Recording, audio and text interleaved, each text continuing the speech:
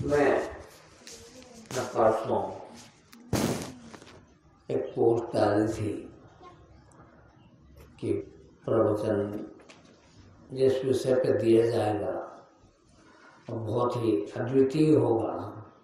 लगभग सभी इतवार को मैं ऐसा डालता हूँ, पर ये न समझे कि ये एक औपचारिक बात है।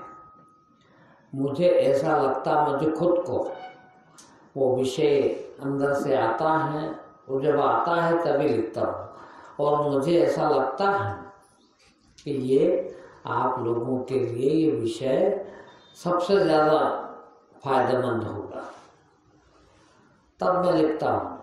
और मुझे भी ये लग जाए कि ये इस विषय पर बोलना बहुत अच्छी चीज़ है, कभी पहले नहीं बोला गया है, आपको बहुत फायदेमंद होगा, तभी लिखता हूँ। और उसमें भी पक्का नहीं। अब मुझे परसों जो विषय लगा कि ये विषय पर कभी नहीं बोला गया है, इस पर बोलेंगे तो बहुत फायदा होगा, किंतु कल शाम को ही एक दूसरा विषय आ गया जिसमें ऐसा लगता है कि ये उससे ज़्यादा फायदेमंद है, तो मैं आज उस पर बोलना चाहूँगा। और कोशिश ये करूँगा कि मैं वो पहले वाला विषय जो आया था उसको भी सम्मिलित कर लूँ, क्योंकि वो भी बहुत उपयोगी लगता है। कोशिश करूँगा कि उसे भी इसमें सम्मिलित कर लूँ। अब क्या होता है कि हम जीवन में अभी भी, मेरे को बताया आपको कि ज़्यादा महत्वपूर्ण क्या है हमारे जीवन में, ज़्यादा महत्वपूर्ण क्या है। जो ज़्यादा महत्वपूर्ण हो, ज़्यादा काम का हो, वो करें। जो कम महत्वपूर्ण हो उसको पीछे रखा कि भाई बाद में कर लेंगे। और सबसे ज़्यादा महत्वपूर्ण हम समझ नहीं पाते। देखिए क्या होता है कि अब अभी सभी मनुष्यों को या सभी जीवों को ऐसा लगता है कि भोजन सबसे महत्वपूर्ण चीज है ना। सब बात करते करते कहते हैं भाई रोटी के लिए तो कुछ करना ही पड़ेगा, रोटी खाना है तो कुछ करना ही पड़ेगा, जीवन में रोटी खाना है तो कुछ करना ही पड़ेगा। सोचते हो आप कि भोजन करने में ये भोजन की आवश्यकता से अधिक भी कोई चीज की आवश्यकता है। शरीर के लिए भोजन की आवश्यकता लगभग सबसे अधिक है, किंतु उस भोजन के लिए भी उससे अधिक भी कोई चीज की आवश्यकता है, वो हम नहीं सोच पाते। और बहुत सरल है, पता भी है सबको, मगर हम एकदम ध्यान में नहीं आती वो चीज। अभी आपसे पूछे कि शरीर के लिए भोजन आवश्यक है, किंतु भोजन से ज्यादा आवश्यक क्या चीज है, आप नहीं बता पाएंगे। भोजन से ज्यादा आवश्यक है भूख। अब बताइए कि भोजन खूब अच्छा रखा, खूब अच्छा बना है और बहुत सारा रखा है, कोई कमी नहीं, किंतु भूख ना हो तो भोजन किसी काम का है क्या? कैसे खाएं? कई बार आप लोगों के सामने आता है, भोजन करके निकले और कोई मिल गया कि नहीं, ये तो खाना ही पड़ेगा। आप कहते हो अब कैसे खाएं? अभी भोजन करके ही तो निकले। कितनी भी स्वादिष्ट चीज हो, किंतु भूख न हो तो जीवन के लिए जैसे आप ये मानते हैं कि भोजन बहुत आवश्यक है, किंतु भोजन से अधिक आवश्यक क्या है? भूख। यदि भूख नहीं है तो भोजन व्यर्थ है।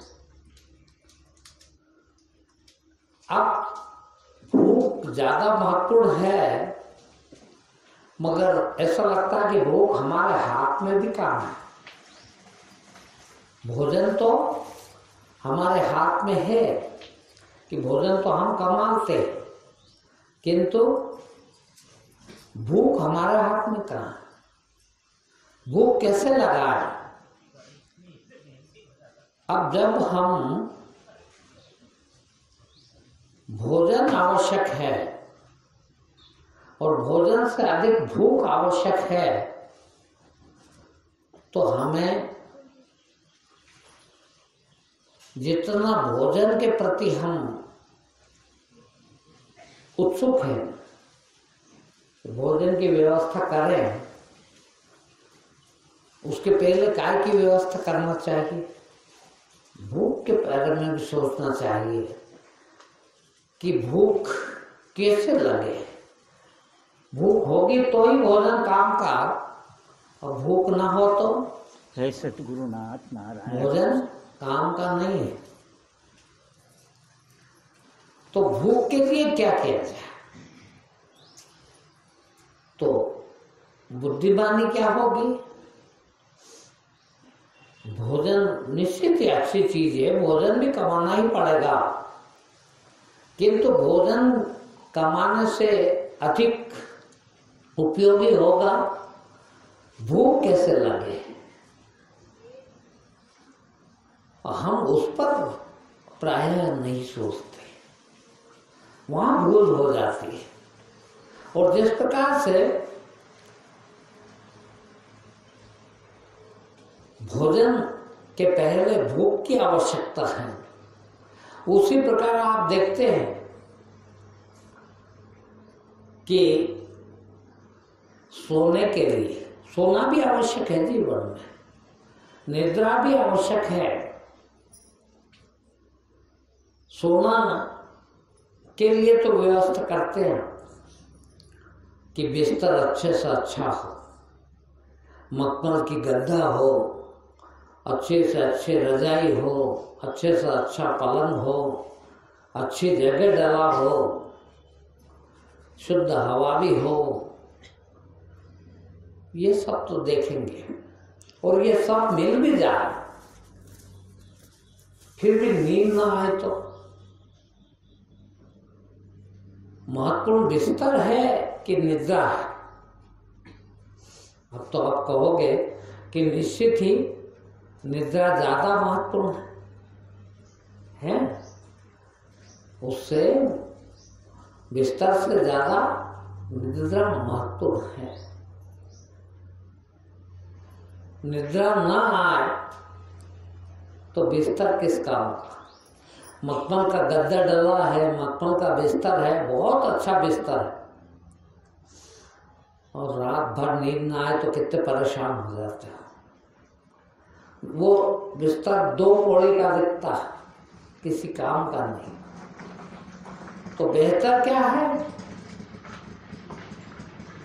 बेहतर है हमको बिस्तर को तो देखना ही है, किंतु बेहतर से ज्यादा महत्वपूर्ण देखने की चीज है निद्रा। जिस प्रकार से भोजन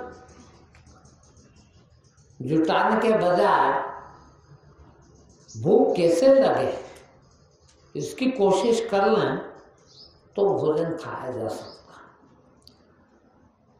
बिस्तर के बजाय निद्रा कैसे आए, ये यदि हम इस पर ध्यान दें तो ज्यादा उपयुक्त है। इसके बाद एक और महत्वपूर्ण चीज है, और वो बहुत महत्वपूर्ण है।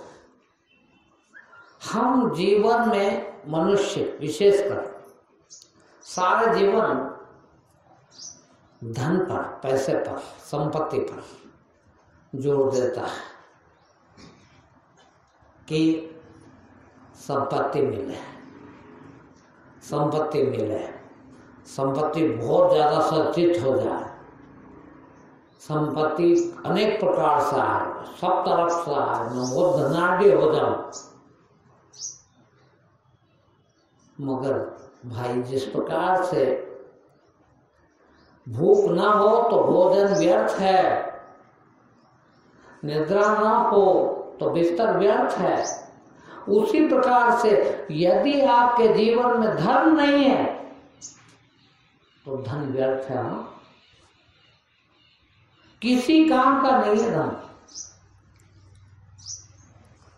धर्म आपको धन का उपयोग सिखाता है। और मैंने आज का विषय, मुझे उतनी महत्वपूर्ण बात नहीं लगती कि भोजन से ज्यादा भूख व्यर्थ है, भूख से ज्यादा भोजन व्यर्थ है, या निद्रा के बजाय बिस्तर व्यर्थ है, किंतु धन बिना धर्म के एकदम व्यर्थ है, किसी काम का नहीं। बल्कि वो धन यदि धर्म के बिना आपके पास आया है तो आपका फायदा नहीं, नुकसान कर देगा। ये दो चीज, भूख नहीं है और भोजन खूब मिल गया है तो भी इतना नुकसान नहीं करेगा, नहीं खाया जाएगा, नहीं खाएंगे, पड़ा रहेगा, खराब हो जाएगा, फेंक देंगे, ज्यादा नुकसान नहीं है। निद्रा ना आए, बिस्तर खूब अच्छा हो तो भी इतना नुकसान नहीं है। किंतु धन हो और धर्म न हो, वो इतना व्यर्थ है कि आपका जीवन, आपके परिवार का जीवन, आपके समाज का जीवन, आपके देश का जीवन, आपकी दुनिया का जीवन खराब कर देगा।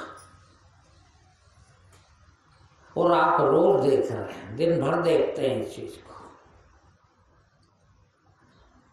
जिन लोगों को धर्म के बिना धन मिल गया, उनकी देखिए आप क्या हालत है। आप शहर वालों के बजाय थोड़ा गांव वालों को ज्यादा अनुभव है इस चीज का।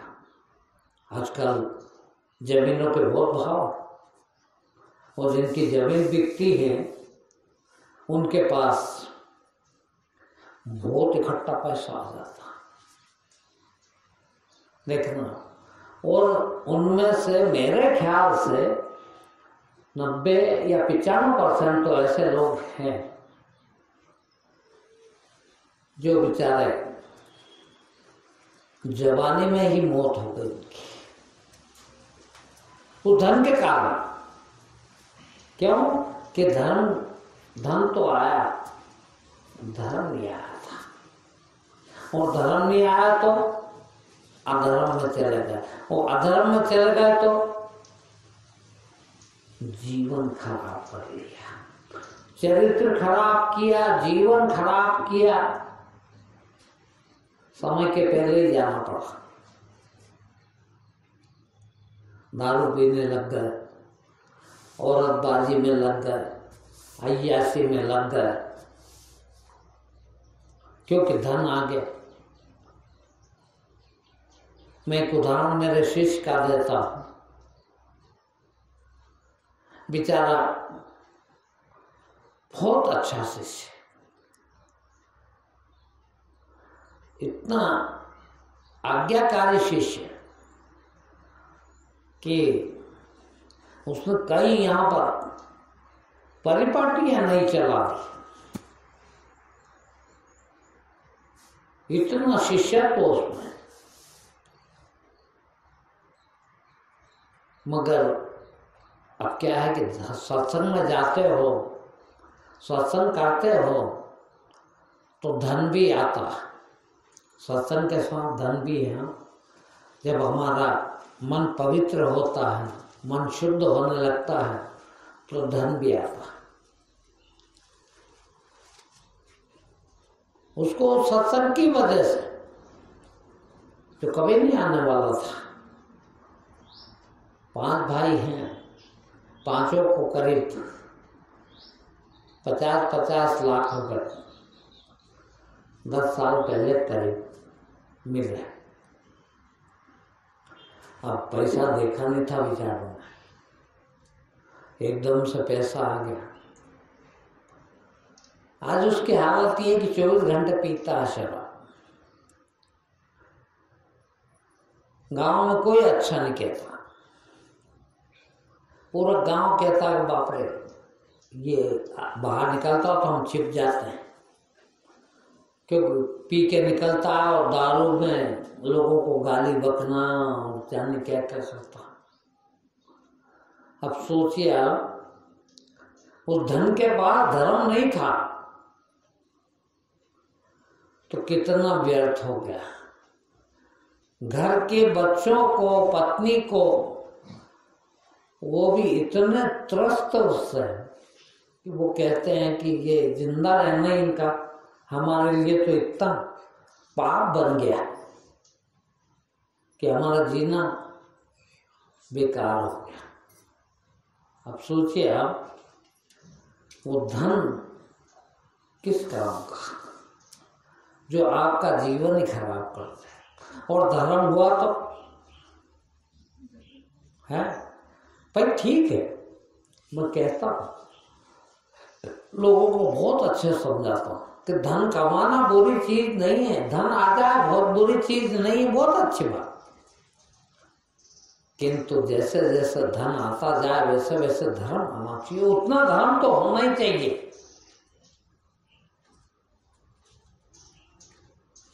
अभी कुछ दिन पहले मैं अपने घर गया था और बाई चांस मेरी लड़की के यहाँ मुझे ले गए। मैंने बच्चों को समझाया कि अब क्या है कि पैसे आ जाते हैं तो कई काम करना है, कई चीज है। अब वो भी जरूरी है कि भाई आपका धर्म जो है क्या है? पैसा अय्यासी में लगाना, पैसा कमा लिया, भगवान दे, सबको दे, अच्छी चीज है, किंतु उस पैसे से आप जीवन सुधार भी सकते हो। देखिए,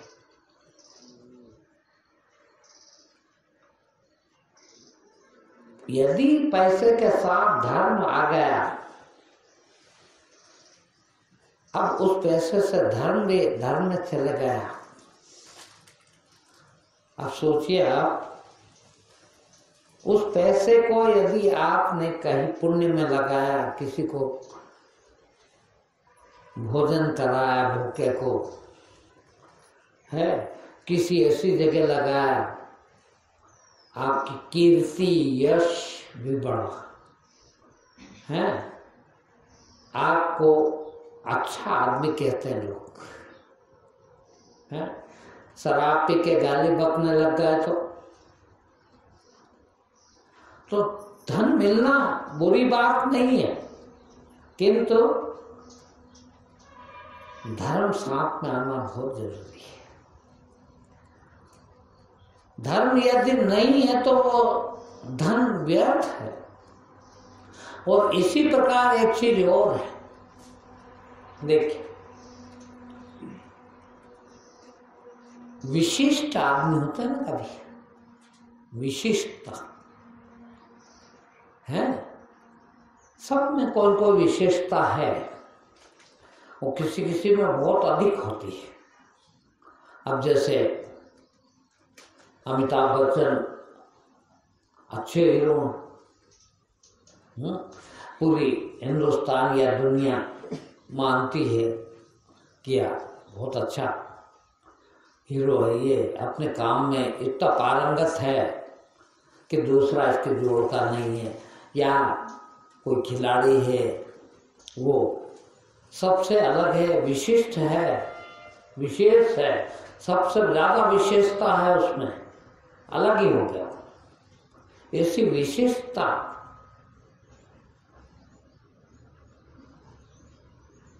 भी बहुत जरूरी है जीवन में। देखिए, किंतु विशिष्टता के साथ विनम्रता बहुत जरूरी है, नहीं तो विशिष्टता किसी काम की नहीं। आप बहुत विशिष्ट भी हो गए किंतु कोई आपके पास ही नहीं आ सकता। आए कि झिड़का आपने, आए और आपने भगा दिया, तो वो विशेषता भी किसी काम की नहीं। विशुद्धता होना जरूरी, विशिष्टता के साथ विनम्रता जरूरी है। और ये चार चीजें यदि ध्यान रखें हम, देखिए ये चार चीज में से चार बहुत आवश्यक दिखती है हमको, 8 में से उन प्रत्येक में जो दूसरी है वो ज्यादा महत्वपूर्ण है। भोजन हो और भूख न हो तो किसी काम का नहीं, बिस्तर हो और नींद न हो तो किसी काम का नहीं, धन हो और धर्म न हो तो किसी काम का भी नहीं, विशेषता हो और विनम्रता न हो तो वो किसी काम का नहीं। और ये सब आता है प्रेम से। जिसके घट में प्रेम नहीं है उसको ये सब नहीं आ सकता। देखना आप कहेंगे कि भूख का प्रेम से क्या लेन देना है? भोजन किसी काम का नहीं है भूख के बिना, ये बात तो समझ में आती है, किंतु भूख प्रेम से आती हो ये कैसे संभव? ये बिल्कुल संभव है। आपकी भूख जो है आपके तनाव के कारण भूख नहीं रहती। भूख उन लोगों की खराब है जो तनावग्रस्त है।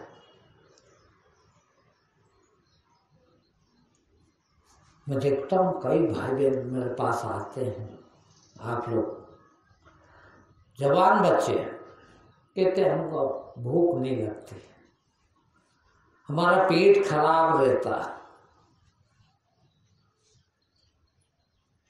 मालूम आपको पेट क्यों खराब होता है? पेट तनाव, मानसिक तनाव के कारण बहुत संबंध है पेट का। यदि मानसिक तनाव जितना अधिक है उतना पेट खराब रहेगा। और तनाव आता बुद्धि से। जितनी बुद्धि लगाते हैं आप किसी भी काम के लिए, बुद्धि सबसे बुरी चीज है जिंदगी में। एक बुद्धिमान आदमी कभी सच नहीं बोल सकता। देखना, जिसमें बुद्धि नहीं है बिल्कुल भी, वो कभी झूठ नहीं बोल सकता। क्यों? कि झूठ बोलने के लिए बुद्धि की बहुत आवश्यकता है। मैं थोड़ा सा अपना किस्सा बताऊं। मैं नौकरी में था तो मेरा ऑफिसर था, मेरे से बड़े पोस्ट पर था, और जिस जगह हम दोनों का पोस्टिंग था वहाँ वो और हम दोनों ही थे। मेरा काम भी फैसले करना था, जजमेंट लिखना था, जज था, और उसका काम भी जजमेंट लिखना था, वो बड़ा जज था, और मेरे फैसलों की अपील उसके यहाँ जाती थी। उस पर उसको फैसला करना होता था। अब मैं वो जो बड़ा जज था वो बिल्कुल ईमानदार था, पैसा कभी नहीं खाता था, रिश्वत नहीं खाता था, बहुत पढ़ा लिखा था। उस समय LLM की डिग्री बड़ी मुश्किल से मिलती थी। मैंने देखा कम से कम 10 साल के रिजल्ट उसमें LLM में कोई पूरे यूनिवर्सिटी में, इंदौर यूनिवर्सिटी में कोई एक पास होता था, और एक हो जाए तो बहुत, कई बार तो कोई पास ही नहीं हुआ, इतना कठिन रिजल्ट आता। वो उसने LLD किया था, LLM के भी आगे डॉक्टर डिग्री थी, PhD की थी लॉ में, कानून।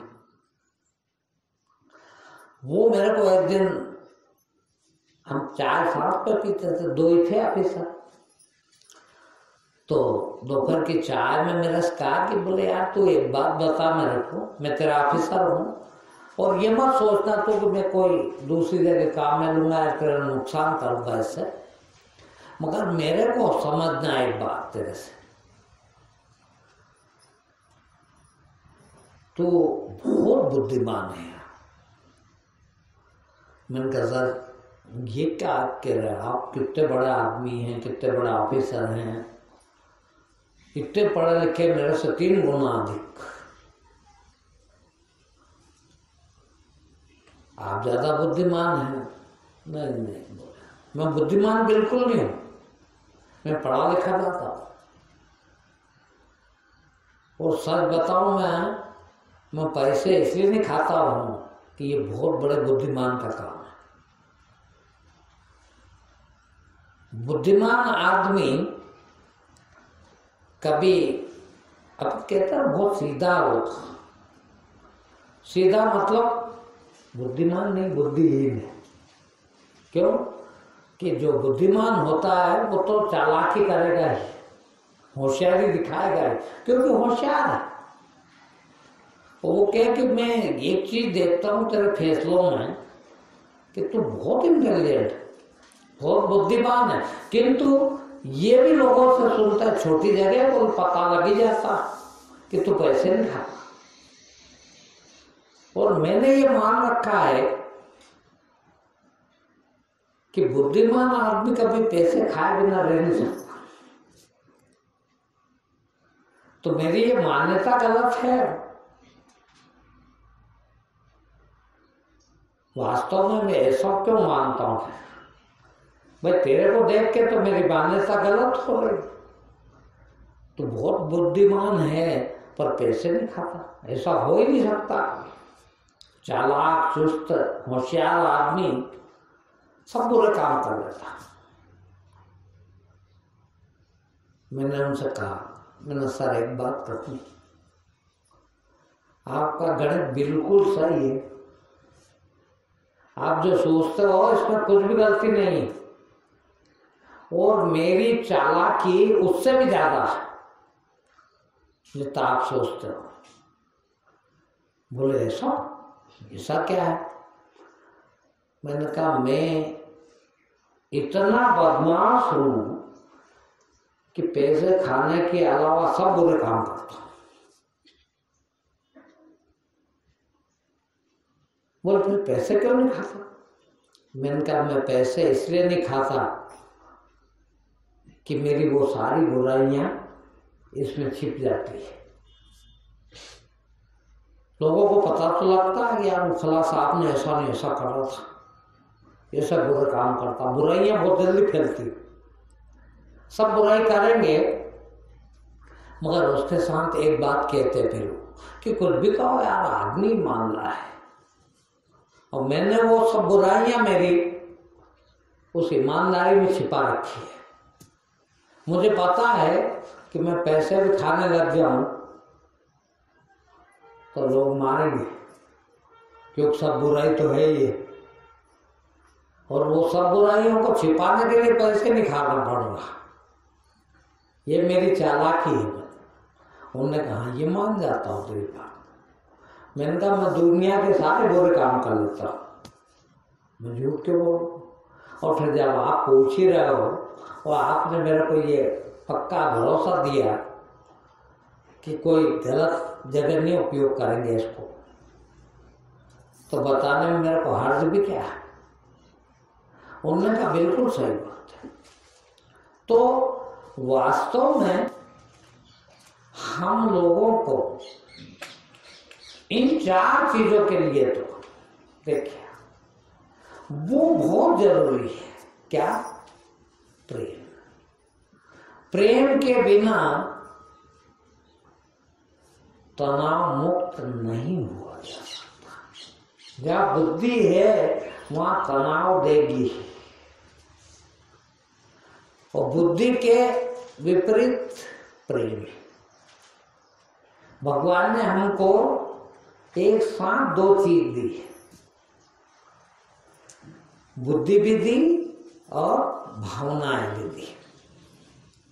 बुद्धि का प्रतीक है, बुद्धि आती है दिमाग से, मन से, और प्रेम आता है दिल से, हृदय से।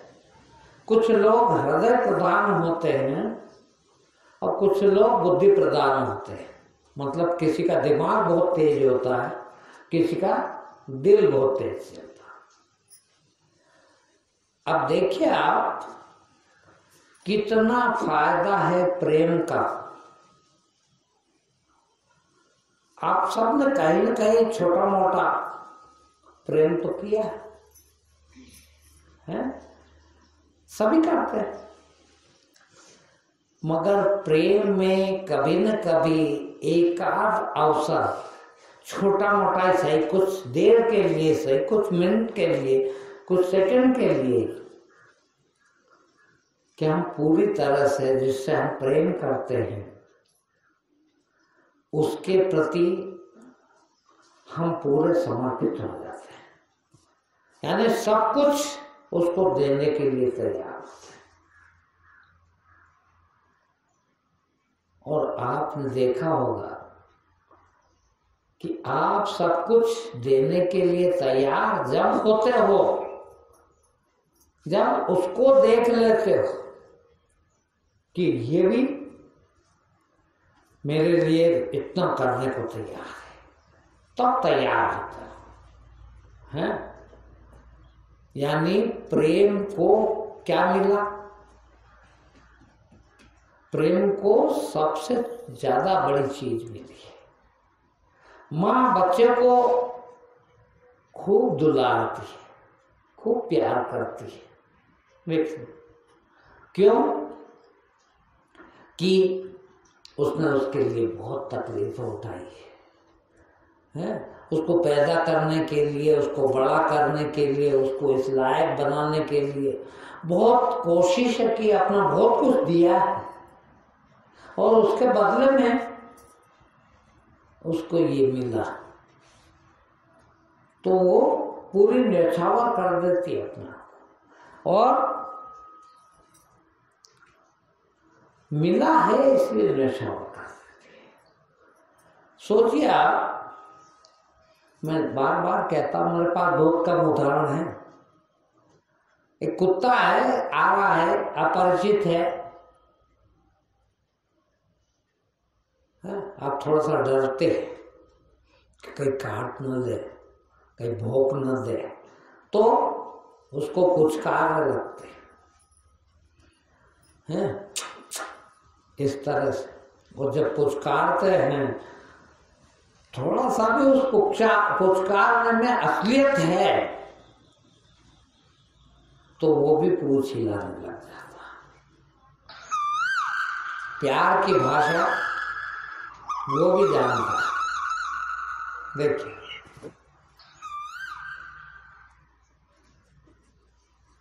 तो प्यार वो चीज है। अब इसमें दिक्कत क्या है?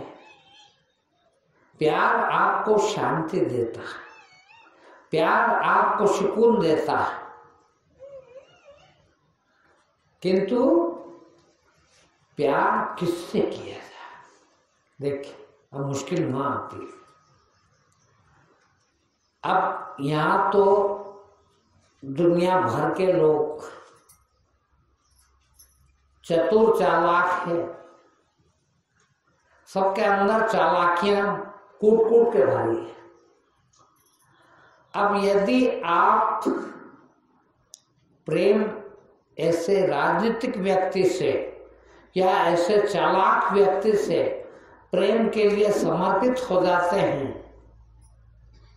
तो वो तो लूट लेगा, शोषण करेगा।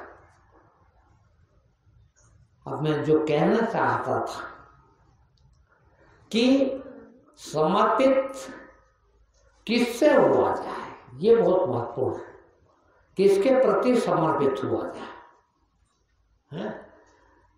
समर्पित होने पर देख, समर्पित होने पर देखिए शांति सुकून मिलता है आपको गुरु के प्रति, भगवान के प्रति।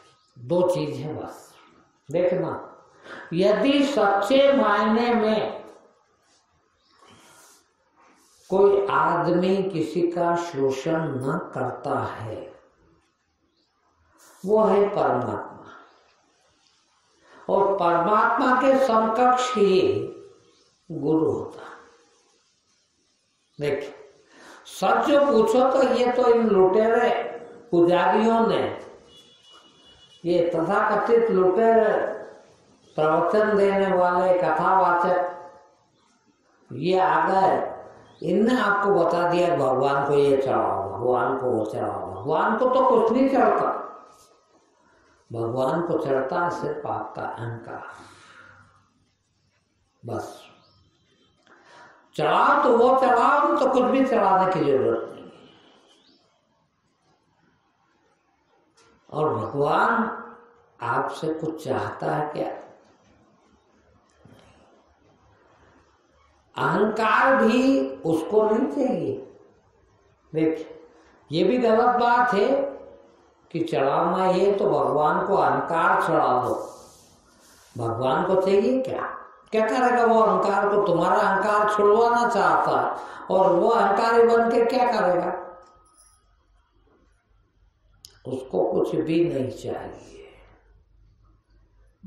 और कुछ भी नहीं चाहिए और आप सब कुछ चढ़ाने जाओगे तो क्या करेगा? आपका मन और हृदय से आप भगवान को सब कुछ न्यौछावर कर देना चाहेंगे। अब सोचिए आप, यदि किसी मनुष्य के प्रति, वो बाप हो, भाई हो, पति हो, पत्नी हो, कोई भी हो, उसको यदि आपने जीवन का महत्वपूर्ण चीज कोई दी तो वो तो सांस ले लेगा, और लेगा, और लेना चाहेगा, और लेना चाहेगा। यानी वो आपका शोषण कर रहा है। किंतु जिसको कुछ नहीं चाहिए उसको देने जाओगे तो लेगा तो है नहीं। मगर अब जब आप अपना सब कुछ देना चाहते हो, आप अपना सब कुछ देने गए हो, तो वो क्या करेगा? वो भी अपना सब कुछ देना चाहेगा। देखना, या आप कहते हो ना कि भगवान के जो भक्त हो गए, भगवान के जो प्रेमी हो गए, उनको सब कुछ मिलता है। क्यों मिलता है? इसीलिए कि वो भगवान को सब कुछ देने के लिए बिल्कुल आनाकानी नहीं करते। और जब वो भगवान को सब कुछ देने के लिए तैयार है तो उसकी एवज में भगवान भी सब कुछ देने को तैयार है। और इनके पास तो बेचारों के पास कुछ भी नहीं, क्या देंगे? तो भिखारी, मगर वो तो दुनिया का मालिक है ना। अब वो सब कुछ दे तो आप कहते हो ना कि फला महाराज के पास जाए तो सब काम हो जाता, कहने की जरूरत ही नहीं, मांगने की जरूरत ही नहीं, खुद ब खुद ही स्वास्थ्य के फायदे होते हैं, पैसे के फायदे होते हैं, संसार के फायदे, सब तरह के फायदे मिलते हैं। ऐसे आदमी के पास जाए तो वो कुछ नहीं है, आपकी भावना का है। आप उस भावना से गए हैं कि मेरा सब कुछ इस पे न्यौछावर, उसको कुछ जरूरत नहीं, वो लेता भी नहीं, लेगा भी नहीं, करेगा क्या। किंतु जब आपकी भावना उसको दिखती है कि सब कुछ देने को तैयार है, तो फिर उसकी भी भावना कहती है कि मैं भी सब कुछ दे दूं। और तुम्हारे पास तो कुछ भी नहीं, मगर उसके पास तो वास्तव में सब कुछ है, और उस सब कुछ में से कुछ भी दे दे, जरा सा भी, तो आपके लिए तो बहुत काफी है।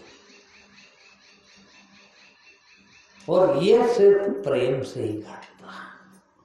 और ईश्वर देखना बात, ईश्वर तो आपकी कल्पना मात्र है। ईश्वर का प्रतिरूप जो है वो सद्गुरु होता है। सद्गुरु पूरा ईश्वर है, किंतु ये शरीर में रह के ईश्वर है। वो शरीर समाप्त हो गया और ईश्वर रह गया। उस ईश्वर में और इस ईश्वर में यह फर्क है। वो ईश्वर इसमें समा गया सद्गुरु में। सब मनुष्य सद्गुरु बन सकते हैं। कब?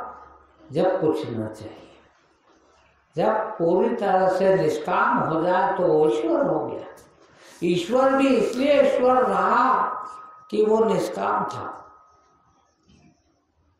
अब ये निष्काम है, इसको कुछ नहीं चाहिए, और कुछ नहीं चाहिए उसको यदि हम पूरे समर्पित हो जाए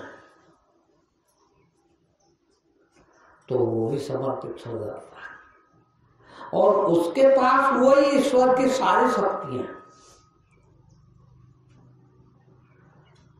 हमारे पास तो कुछ भी नहीं देने, खाली समर्पण दिख जाए, उसको लग जाए कि समर्पित है, तो वो सब कुछ देने को तैयार है। और सब कुछ देने को तैयार है तो उसमें से थोड़ा सा भी मिल जाए तो हमारा तो कल्याण हो जाता। और जब वो मिलता है, देखिए, और सबसे कीमती चीज है उसके पास में शांति। शांति से ज्यादा कीमती कोई चीज नहीं है आपको भी। और वो शांति हो, देखिए मैं फिर वापस उसी जगह जाता हूं कि भोजन है किंतु भूख नहीं है तो भोजन व्यर्थ है। और भूख शांत आदमी को लगती है। मैं आज भी आप लोगों से कहता हूं, मैं कुछ भी नहीं करता, शारीरिक मेहनत तो आजकल बिल्कुल भी नहीं करता, सिवाय सुबह शाम थोड़ा घूमने के, और कोई शारीरिक मेहनत नहीं होती। और इसके बाद भी आप लोगों से कहता हूं कि मैं कुछ भी खाऊं सब पच जाता, तीनों टाइम भूख लगती है। ये अलग बात है कि मैं अपना संयम में रहता हूं कि 2 रोटी खाना तो 2 ही खाऊंगा, वो अलग बात है। किंतु भूख इतनी कि मैं कभी आपको ये नहीं कहता कि आज भूख नहीं है। भूख लगती है शांति से। देखिए, वो प्रेम यदि है, वो धर्म यदि है, तो भूख भी आ जाएगी। और भूख आ जाएगी तो भोजन काम का हो जाएगा। फिर भोजन कमाना व्यर्थ नहीं है। उसी प्रकार से निद्रा भी देखते हो आप लोग, जिस दिन दिमाग पे ज़्यादा लोड होता है, ज़्यादा वजन होता है, उस दिन रात भर नींद नहीं आती आपको। सुबह बहुत काम करना हो, बहुत सारा कोई के पैसे देना, 10 जना पैसा मांगने आने वाला है, वो बड़ी सख्ती से मांगेगा, तो नींद नहीं आती रात को, नींद खो जाती। काय से? चिंता से, काय से? तनाव से। और शांति हो तो कई मेरे पास आते हैं कि गुरुजी कुछ हुआ हो कि ना हुआ हो। एक सज्जन आते हैं कभी कभी, अब तो बहुत उम्र के हो गए, करीब 90 से ऊपर है।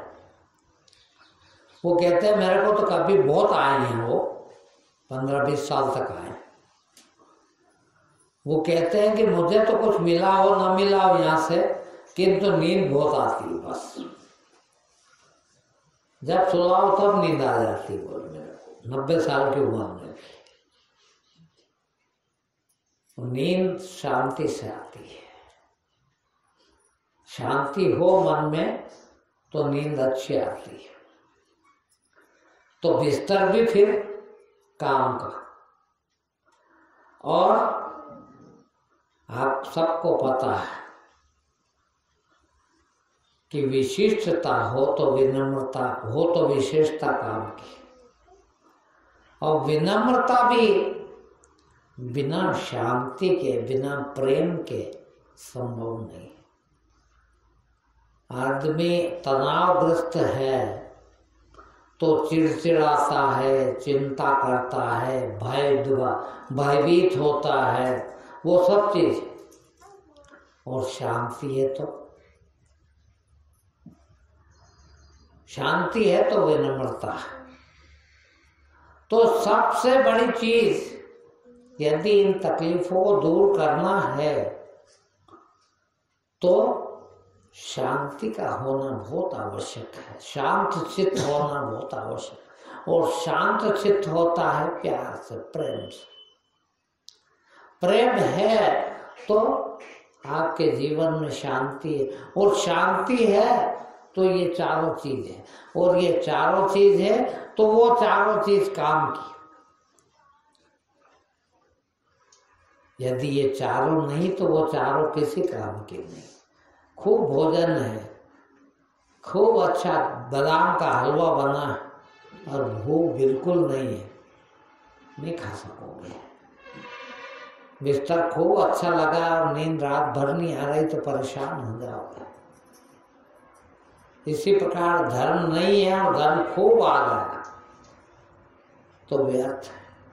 इसी प्रकार से विनम्रता नहीं तो विशेषता बेकार है। और वो सब आती है शांत चित्त से। शांत चित्त होता प्रेम से। जिस चित्त में प्रेम नहीं, वो चित्त किसी काम का नहीं, वो तनावग्रस्त है। और तनावग्रस्त है तो फिर कुछ भी काम का नहीं। इसलिए भाइयों बहनों, प्रेम पूर्ण रहिए। और प्रेम पूर्ण रहने के लिए सबसे पहली शर्त है अहंकार विहीन हो जाना। अहंकार है तो प्रेम हो ही नहीं सकता।